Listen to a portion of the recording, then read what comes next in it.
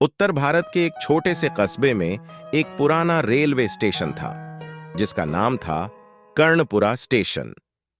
यह स्टेशन कई सालों से सुनसान पड़ा था और वहां ट्रेनें भी बहुत कम ही रुकती थीं।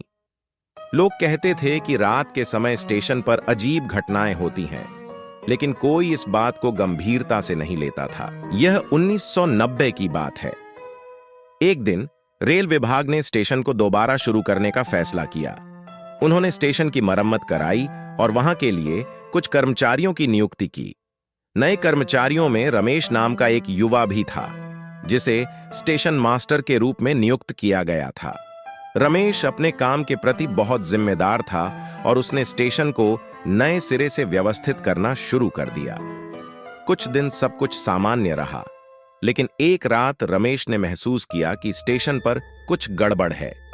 आधी रात को उसने अचानक ट्रेन की आवाज सुनी, लेकिन जब उसने बाहर जाकर देखा तो कोई ट्रेन नहीं थी। ये आवाजें हर रात बढ़ती गईं और रमेश का मन विचलित होने लगा। एक रात जब रमेश स्टेशन के दफ्तर में बैठा था, उसने देखा कि प्लेटफॉर्म पर एक सफेद साड़ी में लिपटी महिला धीरे धीरे चल रही है। रमेश ने हिम्मत करके उसे आवाज दी, लेकिन वह बिना कुछ कहे आगे बढ़ती रही। डर के मारे रमेश ने अपने कमरे का दरवाजा बंद कर लिया, लेकिन खिड़की से उसने देखा कि वह महिला धीरे धीरे उसकी तरफ बढ़ रही है। जब वह बिल्कुल खिड़की के पास पहुंची तो रमेश ने देखा कि उसके चेहरे पर कोई भी आंख, नाक या मुंह नहीं था, बस एक खाली सफेद चेहरा। डर के मारे रमेश बेहोश हो गया। अगले दिन सुबह जब अन्य कर्मचारी स्टेशन पर पहुंचे तो उन्होंने रमेश को बेहोशी की हालत में पाया।